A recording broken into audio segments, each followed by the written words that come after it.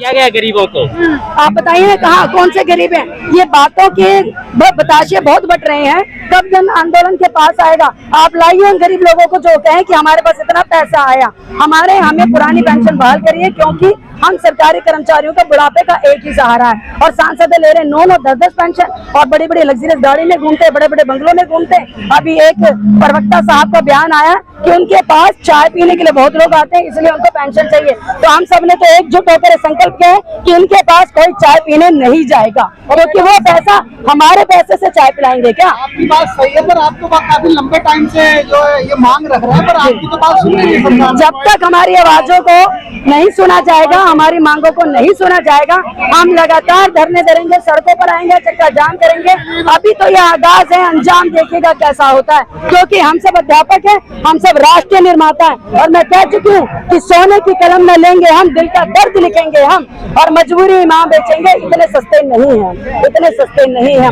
और इस बार यदि पेंशन नहीं तो वोट नहीं। आप पेंशन की बात कर रही है कि मीडिया जो है पेंशन की बात नहीं कर रहा है, मीडिया ये सब नहीं दिखाएगा। मीडिया के लिए तो आपका मुद्दा ही नहीं है, ये मुद्दा ही नहीं है न सरकार के लिए। लेकिन मीडिया किसके लिए?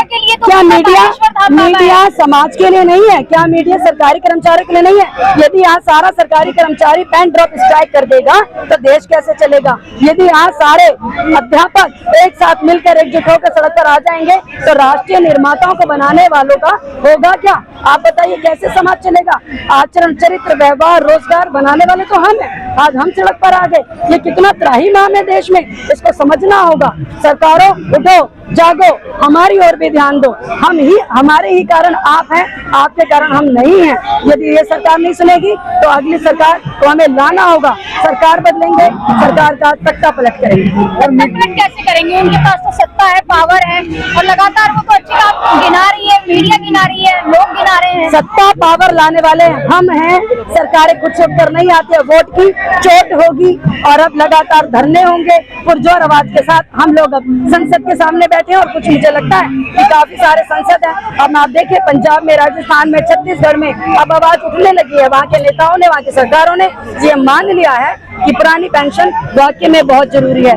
और ये 1871 में अंग्रेजों के समय में भी एक्ट 23 में आप देख सकते हैं, आर्टिकल 24 में, कि हमारी पुरानी पेंशन तब के समय में, कोई नई बात नहीं है। ये तो हम बार बार कह रहे हैं कि अटल की गलती, मोदी का सुधार, पुरानी पेंशन दे दो ना सरकार। लेकिन सत्ता में लाने वाले तो आप ही लोग हैं, फिर अब परेशान हो रहे हैं। 2014 से बताया जा रहा है कि बहुत बदलाव किए गए, इतना अच्छे कर दिया गया है, अच्छे दिन आ गए हैं। बड़ी उम्मीद थी कि मोदी साहब आएंगे, राहत लाएंगे, मोदी साहब आएंगे, सुधार लाएंगे, मोदी साहब आएंगे, रोजगार देंगे। रोजगार मांगा तो कह दिया पकौड़ा तल लो, पेंशन मांगी तो कह रहे अर्थव्यवस्था चरमरा जाएगी। साहब क्यों नहीं देखते? अडानी इतना सारा पैसा लेके डूब गए शेयर मार्केट में, क्यों नहीं नीरव मोदी को पकड़ते, देश का पैसा वापस आए? ये इतना पैसा है कि सभी सरकारी कर्मचारियों को पेंशन मिल जाती। आप उन पर ध्यान दे, पैसा डूब रहा है और पूरा देश अब दो भागों में बट गया। पूंजीपति और अमीर होता जा रहा है और गरीब होता जा रहा है। जगह जगह अब आंदोलन हो रहे हैं, आप देख सकते हैं। तो सरकार उठिए, जागिए, हमारी ओर देखिए, वरना अब दूसरी सरकार होगी। ललिता जी, आप बोल रहे हैं कि बट गया है और अखंड भारत का सपना दिखाया जा रहा है, हिंदू राष्ट्र बन रहा है। आप बात कर बातें और मैडम, बातें और कर्म और, यहाँ कथनी और करनी में बहुत अंतर है। ये कहाँ दिख रहा है मुझे बताइए? आप देख सकते हैं देश की अर्थव्यवस्था चरमरा रही है और बताया जाता है कि देश की अर्थव्यवस्था उठ गई है। कहाँ उठ गई है? आप देखिए पूंजीपतियां जो हमारे हिंदुस्तान में 1100 पूंजीपति हैं, जिनके पास हिंदुस्तान का पूरा पैसा है, पूरा पैसा उनके पास है और देश आज उनका गुलाम हो चुका है। तो इसको समझना होगा, देखना होगा। और मैं आप सबके माध्यम से ये आवाज उठाती हूँ कि कृपया करके सरकारों को जगाएं। आज मोदी मीडिया से ज्यादा सोशल मीडिया पर लोगों का विश्वास है, भरोसा है, इसीलिए हम लोग अपनी बात आपके समझ रखते हैं। बिल्कुल, देखिए साहब, जिसकी रोटी खाएंगे उसके गुणगान करेंगे ना, सीधी सी बात है।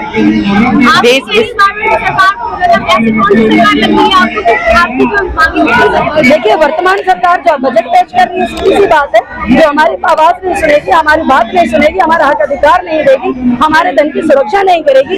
एनपीएस ये है क्या? एनपीएस न्यू पेंशन स्कीम क्या स्कीम है? कहाँ है हमारा पैसा? हमारा पैसा कट रहा है, हमारा पैसा 24% हर महीने कटता है और उसके बाद वो शेयर मार्केट में जाता है। वो कहाँ जाता है, किसके पास जाता है, कब मिलेगा, कैसे मिलेगा, उसका हमारे पास कोई ब्यौरा नहीं है। कृपया करके उसे हमें बताया जाए, समझाया जाए और सभी सरकारी कर्मचारियों को आश्वासन और भरोसा दिलाया जाए। अच्छा, जब यहाँ पर आप धरना प्रदर्शन कर रहे हैं, आकर आपकी मांगे नहीं मानी तो आप क्या कुछ करेंगे? देखिए, ये संकल्प करना है, जहाँ आवाज उठा रहे, इसके बाद बड़ा आंदोलन होगा।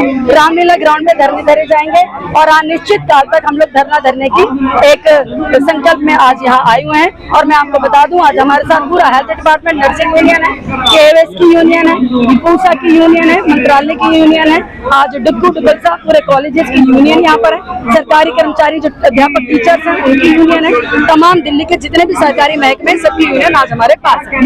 अच्छा, लगातार जो है आप लोग सभी जितने भी आंदोलन करता है बोलते हैं कि सरकार ऐसा कर रही है, ऐसा कर रही है, तो विपक्ष में कोई है कि जो आ सके, टक्कर में है कोई जो आ देखिए, सके? नहीं है तो उठ जाएगा।